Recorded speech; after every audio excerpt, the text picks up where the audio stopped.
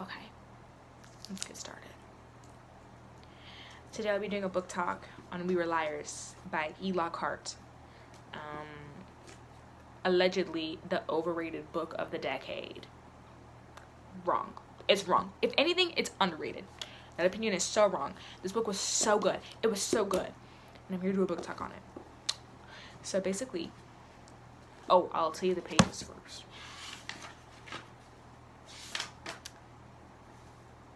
It's 225 pages. Can you see that? 225 pages. Okay. Basically, We Were Liars is set in a modern day world. It's like a contemporary thriller.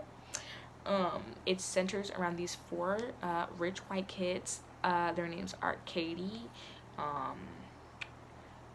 Actually, no. There's three rich white kids and there's one poorer kid. But it centers around this family called the Sinclairs. The main character, her name is Cadence Sinclair, and they call her Katie in this book. And the Sinclairs own this huge beach that have a bunch of houses, and this is the map. I'll take the cover off. This is the map. Oh, why does the map look like that? Let me turn my TV on. Okay, this is the map. And this is the beach that they own. So every summer they go to this beach and they, vacation there, and it centers around these four kids who are vacationing there. So the Sinclairs and Katie Sinclair, she's the oldest of, actually, I think she's an only child. She's an only child, and there's Johnny, who is one of the other four main characters. He has a younger brother named Will. There's Mirren, who's the third main character, who is the oldest of four siblings.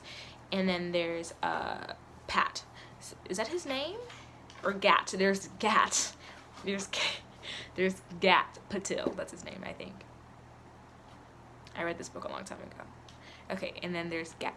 So these people are part of a different family tree. So Katie's a part of the Sinclairs. She's the daughter of Penny and Sam Easton, which makes her Sinclair, and it gives her the Windmere and Burlington house. I thought it was just Windmere. Yeah, so they own the Eastmans, right? Cadence Sinclair Eastman. They own the Windmere house. Can you see it? Right there. They own the Windmere house. And Mirren and her little siblings, Liberty, Taft, and Bonnie, who don't really have a lot to do with this story, but it's fine. They are the children of Bess and Brody Sheffield. So they're the Sheffield Sinclairs. And they own Cuddledown. And Cuddledown is right next to Windmere. Okay, I can't remember which house they burned down. I think they burned down Redgate. Or they burned down Cuddledown. I don't know, but Cuddledown. They own Cuddledown on the beach. And then Johnny, who is the son of Carrie and William, they own Redgate. Right there. Okay, so these three are owned by the four main people. And you may be wondering, Imani, where's the fourth person? Who is this Gat? Who is this? So let me tell you. One of the aunts, I think it was Bess or Carrie. No, it was definitely Carrie. So Carrie, one day, this is how Gat is introduced.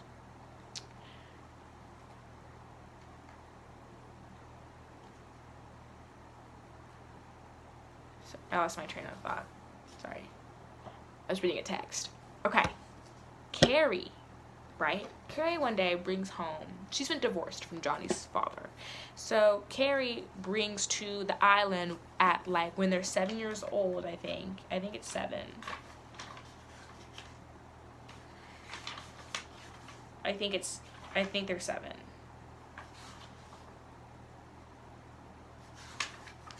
Let me see.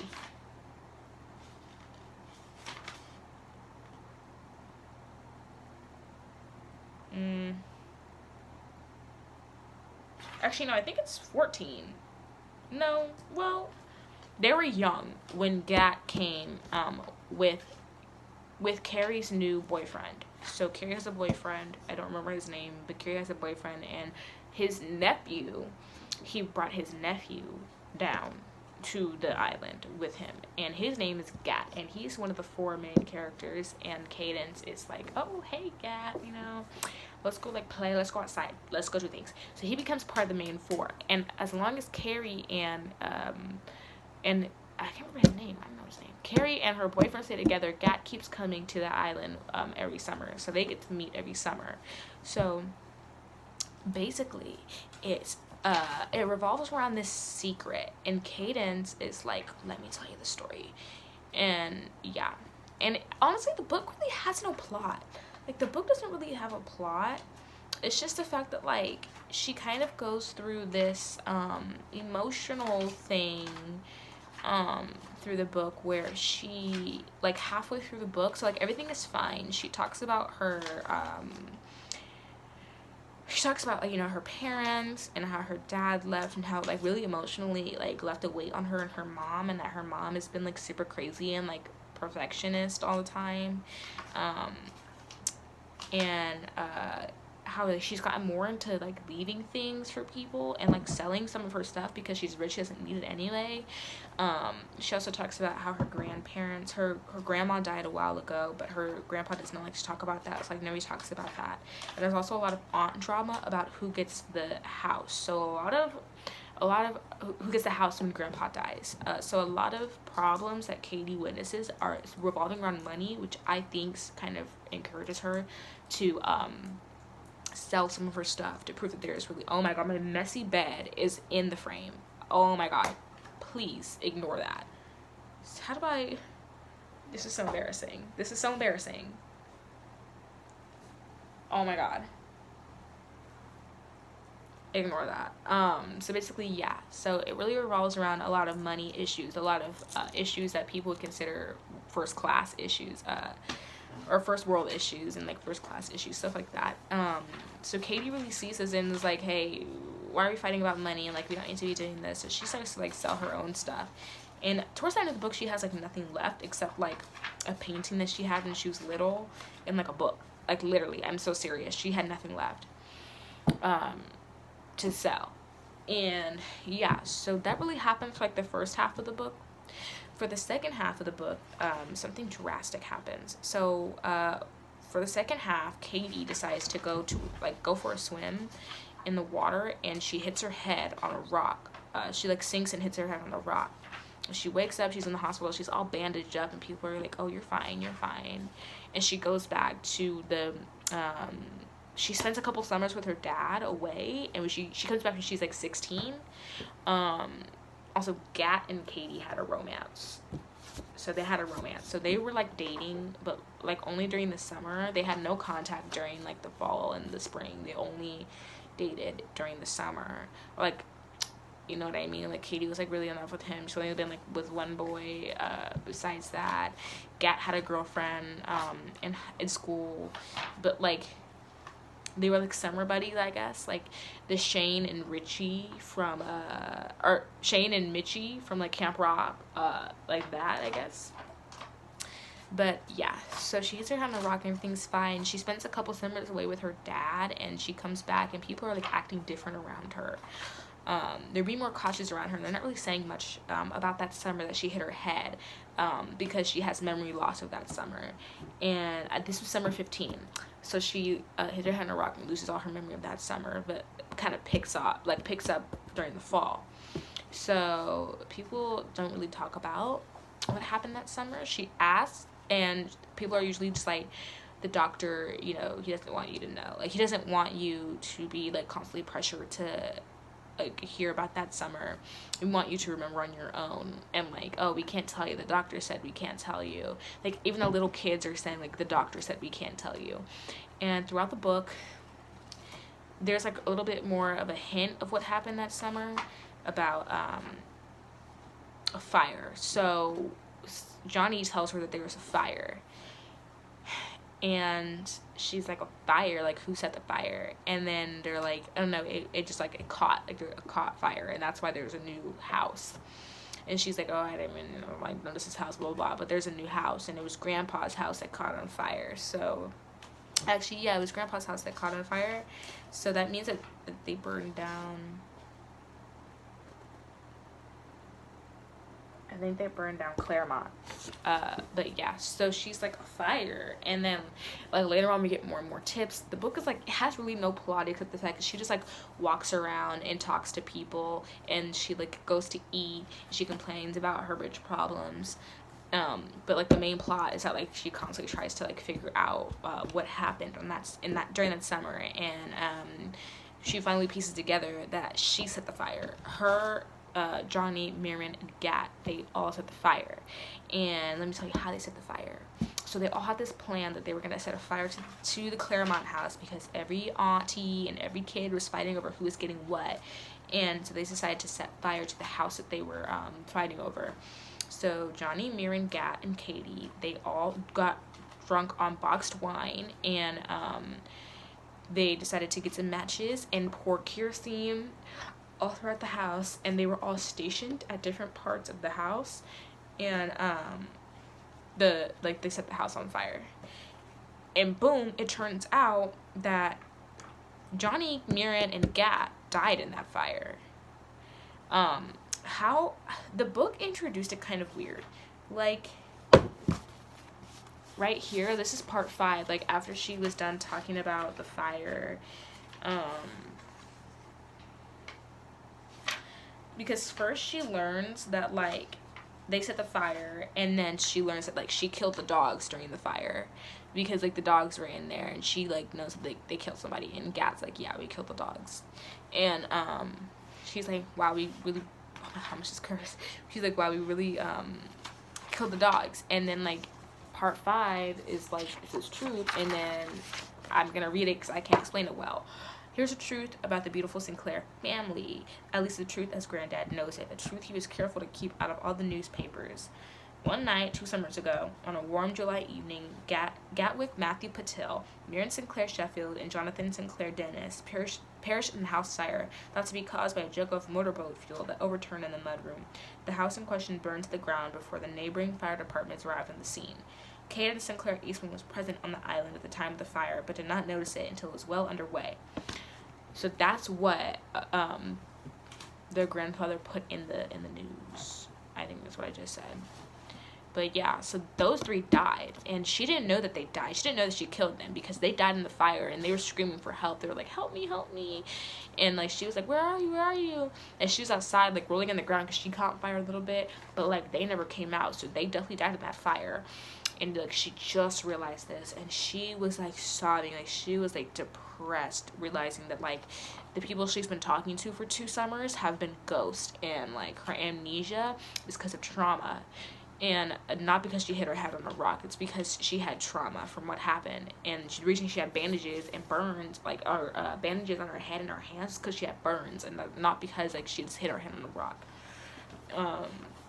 So she was really, really, really depressed after that, and she's like after that, after like they say that like that they died, then the book starts talking about how they set the fire, and then she's like, I killed them, like I killed them, and she gets like really depressed. She also says goodbye to their ghost who she's been talking to, because like Johnny, Miriam, and Gat are still present in the book, and like Gat still has like a relationship with Katie, but like they're dead. So she says bye to them. She's like, well, I know now you can go. And like they all leave, and then she gets like really, like it's really bad after that. She sleeps for days, and I actually think that's it. Like, and then she watches, like, then she, what else does she do? That's it. Like, she just, like, after she realizes that, she cries for a really long time.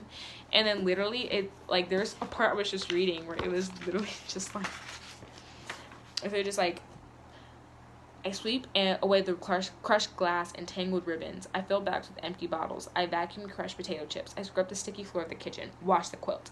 I wipe grime from windows and put the board games in the closet and clean the garage from the bedrooms. I loot the furniture as Mirren liked it.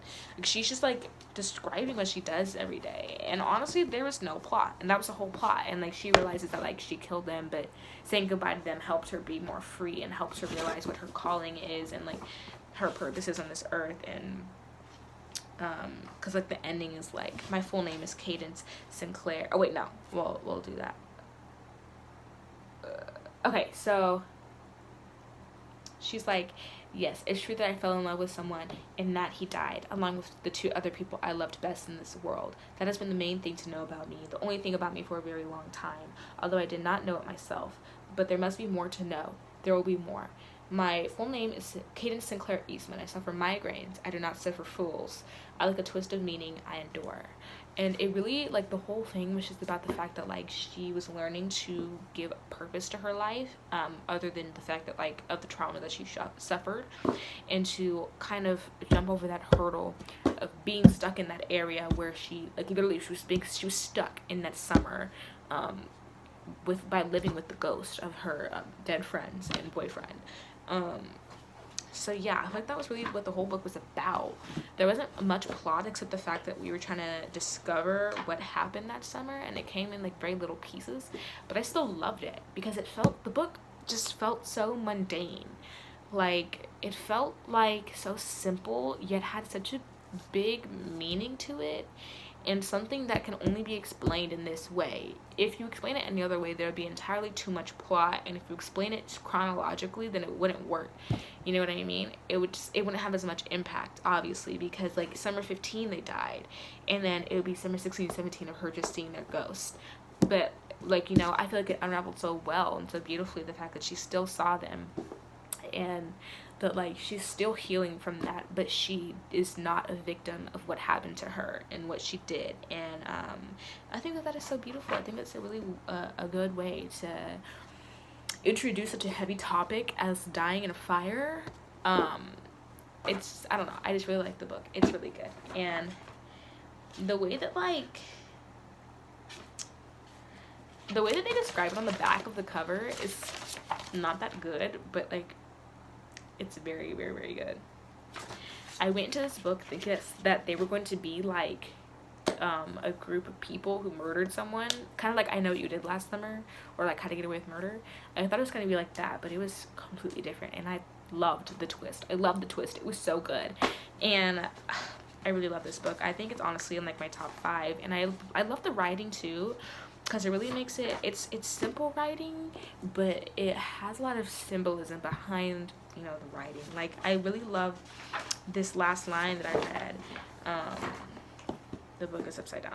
Hold on. I really love the last lines that I read, because like it's something so mundane. It's something so human. There's something really human about this book, about the process of healing.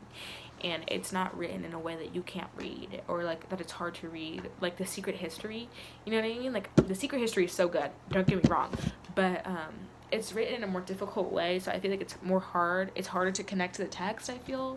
That's just me, but I don't know. The way that this book is written is very human to me. It's very like not perfect, I guess, which really resembles Cadence. So like resembles her. I love this line. It's like, I suffer migraines. I do not suffer fools.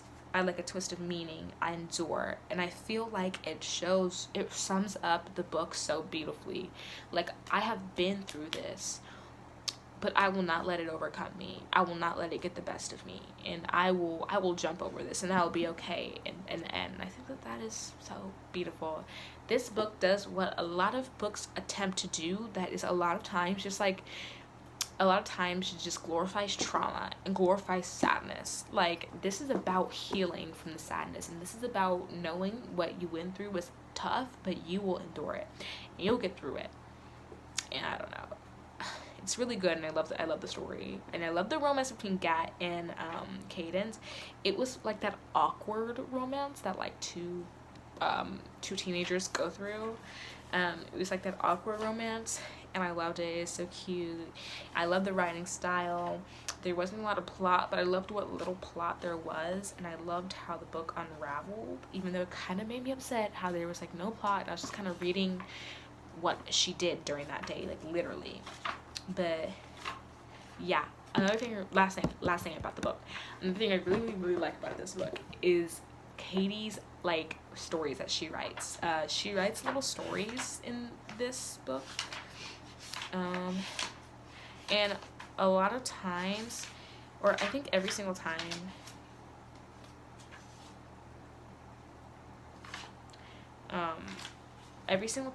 it has to start with like there was 1 to 3 blanks, like 3 pigs, 3 princesses, 3 daughters, 3 sons, and after like a big moment in the book, like a big moment of realization, I think she writes. So I'm not gonna read them, but I just want to highlight some, because this first one talks about like the true meaning and like of greed, and I really like it. And there is another one towards the end. Where is it?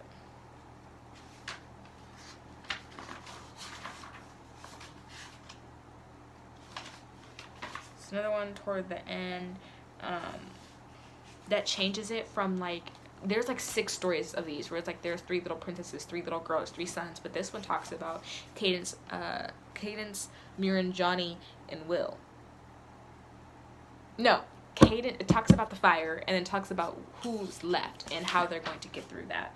And I don't know, it's just like, it kind of like, it like sums up what she's feeling. It doesn't sum up what the book is like talking about, but it sums up kind of how they're feeling, kind of like the Medea character journals, how like it doesn't really sum up what the book is about, but it sums up how the main character is feeling and what they're going through as we're like receiving it from like the viewer's end.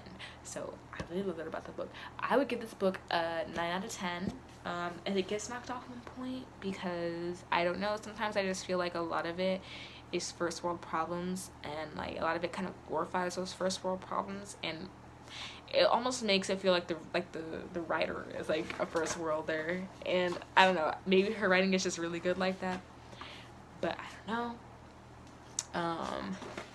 But yeah, I give it a 9 out of 10. I really liked it. But yeah, yeah, this is, did I already say this before? I don't know, I think I said it, but it's 225 pages. So yeah.